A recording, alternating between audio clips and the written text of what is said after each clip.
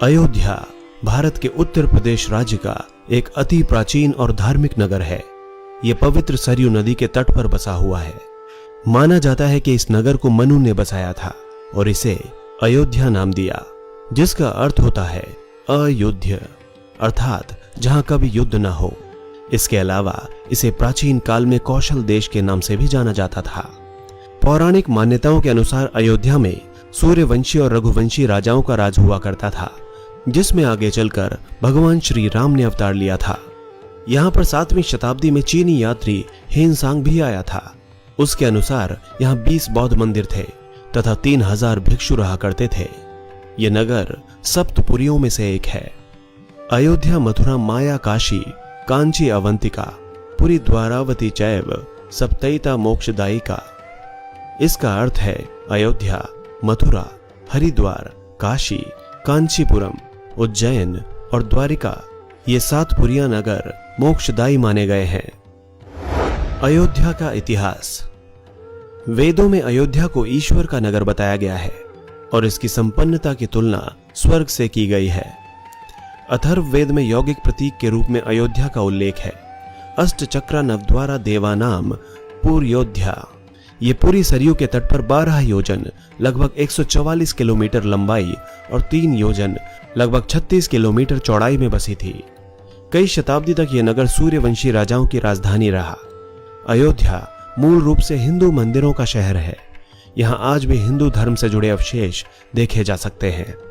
जैन मान्यता के अनुसार यहाँ 24 तीर्थंकरों में से 5 तीर्थंकरों का जन्म हुआ था। इसके अलावा जैन और वैदिक दोनों मतों के अनुसार भगवान रामचंद्र जी का जन्म भी इसी स्थान पर हुआ था। यहाँ पर हुए सभी तीर्थंकर और भगवान रामचंद्र जी इक्ष्वाकु वंश से थे। इसका महत्व इसके प्राचीन इतिहास में निहित है, क्योंकि भारत के प्रसिद्ध एवं प्रतापी क्षत्रियों की राजधानी यही नगर रहा है। अयोध्या में ही जन्मे भगवान श्री राम को विष्णु जी के 7वें अवतार के रूप में जाना जाता है। पहले अयोध्या कौशल जनपद की राजधानी था। प्राचीन उल्लेखों के अनुसार तब इसका क्षेत्रफल 96 वर्ग मील था। अयोध्या और फैजाबाद। कभी कभी बहुत से लोगों को इन दोनों शहरों में भ्रम होने लगता है। आमतौर पर लोग इन दोनों को एक ही शहर समझने लगते हैं। अयोध्या भारत के प्राचीनतम शहरों में शुमार है और करोड़ों भारतीयों के आराध्य भगवान श्री राम की जन्मस्थली के रूप में विख्यात है।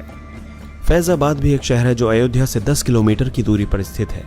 फैजाबाद को अवध के सूबेदार नियुक्त किए गए एक ईरानी सादात अली ने 1722 ईस्वी में बसाकर अवध की पहली राजधानी बनाया था, जिसे बाद में नवाब असफुद्दौला द्वारा 1775 ईस्वी में लखनऊ ले जाया गया और इसके बाद फैजाबाद का पतन हो गया।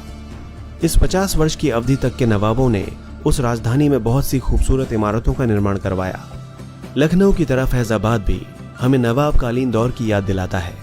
अवध के नवाबों के बारे में अगर हम इतिहास में पढ़ते हैं तो पाते हैं कि उन्होंने अयोध्या के हनुमानगढ़ी मंदिर का जीर्णोद्धार और लखनऊ शहर के अलीगंज में स्थित एक हनुमान मंदिर का निर्माण करवाया था। फैजाबाद शहर के बसने के बाद भी अयोध्या अपने धार्मिक स्वरूप और धार्मिक पराकाष्ठा के कारण आम हिंदू जनमानस के बीच आस्था के केंद्र के रूप में विख्यात रहा।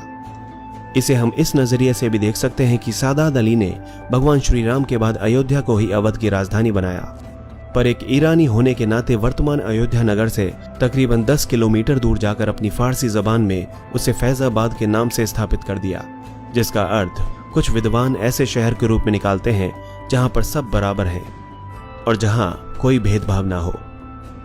ये एक तरह से महाकवि गोस्वामी तुलसीदास द्वारा रचित रामचरितमानस में वर्णित राम राज्य की अवधारणा से मेल खाता है। आगे चलकर जब हमारा देश अंग्रेजों के अधीन आया तो उन्होंने फैजाबाद शहर को एक जिले का दर्जा दिया और रामनगरी अयोध्या को भी इस जिले के अंतर्गत कर दिया। आगे चलकर योगी आदित्यनाथ की सरकार ने अयोध्या शहर को जिला घोषित कर दिया और फैजाबाद शहर को उसका प्रशासनिक मुख्यालय बना दिया। मई 2017 तक फैजाबाद शहर की अलग नगरपालिका थी और अयोध्या शहर की अलग नगरपालिका, जिसका बाद में सूबे की भाजपा सरकार ने विलय कर अयोध्या नगर निगम नाम से एक नए नगर निकाय को गठित कर दिया। फैजाबाद एक बहुत ही खूबसूरत और ऐतिहासिक शहर है। लखनऊ के बाद ये दूसरा शहर है जिसकी इमारतें नवाबकालीन दौर को फिर से जीवंत कर देती हैं। इस शहर को बहुत से साहित्यकारों, कवियों और स्वतंत्रता सेनानियों की जन्मभूमि और कर्मभूमि होने का गौरव प्राप्त है। रामायण का पहली बार उर्दू में अनुवाद करने वाले महान उर्दू कवि और पेशे से वकील पंडित ब्रजनारायण चकबस्त का जन्मस्थल और कर्मस्थल भी फैजाबाद ही था। मुख्य आकर्षण: प्राचीन नगर अयोध्या के अवशेष खंडर के रूप में रह गए थे, जिसमें कहीं कहीं कुछ अच्छे मंदिर भी बचे हुए थे। लेकिन 9 नवंबर 2019 को सुप्रीम कोर्ट के ऐतिहासिक फैसले के बाद अब यहां पर एक भव्य राम मंदिर बनने जा रहा है। यह नया मंदिर बनने तक रामलला मूर्ति को जन्म स्थान से स्थानांतरित कर एक अस्थायी मंदिर में प्रतिस्थापित कर दिया गया है। वर्तमान अयोध्या के प्राचीन मंदिरों में सीता रसोई तथा हनुमानगढ़ी मुख्य हैं।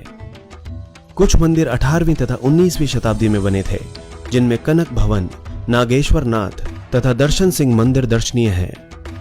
इसके अलावा यहाँ कुछ जैन मंदिर भी हैं। भगवान श्री राम की लीला के अतिरिक्त अयोध्या में श्री हरि के अन्य 7 प्राकट्य हुए हैं, जिन्हें सप्त हरि के नाम से जाना जाता है। अलग अलग समय देवताओं और मुनियों की तपस्या से प्राकट्य हुए। इनके नाम भगवान गुप्त हरि, विष्णु हरि, चक्र हरि, पुण्य हरि, दर्शन हरि, धर्म हरि और बिल्व हरि है।